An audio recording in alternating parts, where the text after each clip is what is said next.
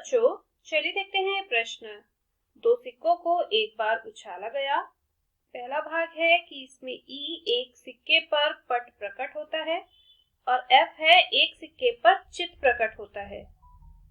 इसके दूसरे भाग में कहा है कि ई है कोई पट प्रकट नहीं होता और एफ है कोई चित्त प्रकट नहीं होता। पी ई बटा एफ ज्ञात कीजिए। प्रश्न को करने के लिए हम इसकी मुख्य अवधारणा देख लेते हैं।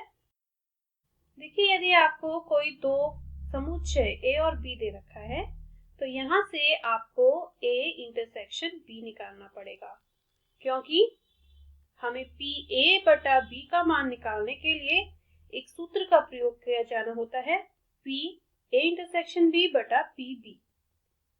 और ये हम तभी निकाल पाएंगे जब हमारे पास ए इंटरसेक्शन बी हो।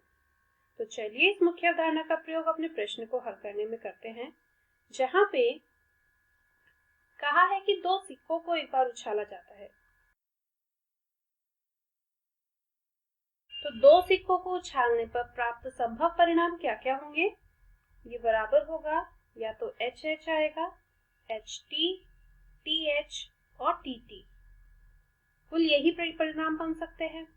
अब यदि हम इसका पहला भाग करें तो पहले भाग में जो ई दिया है वो है एक सिक्के पर पट आता है। तो एक सिक्के पर पट कहाँ आ रहा है? यहाँ और यहाँ।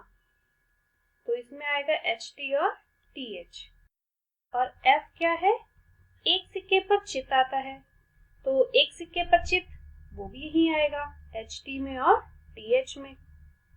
तो जब आप इन दोनों का इंटरसेक्शन करेंगे तो इन दोनों में जो कॉमन आता है, जो उभयनिष्ठ होता है, वो भी यही है, एच टी और टी एच। अब हमें निकालना है पी ई बटा एफ का मान।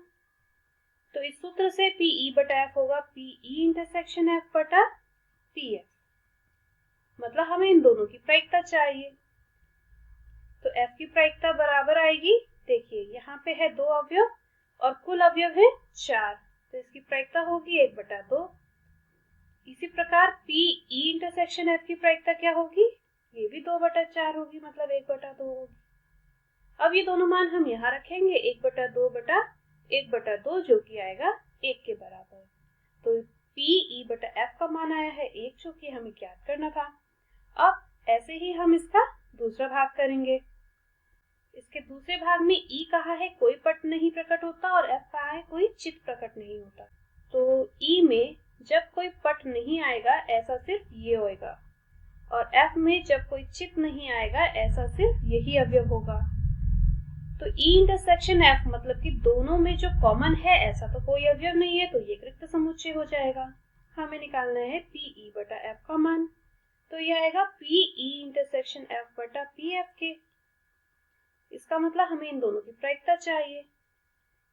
एफ की प्रायिकता आएगी 1/4, क्योंकि यहाँ पे एक अवयव है और कुल अवयव थे 4।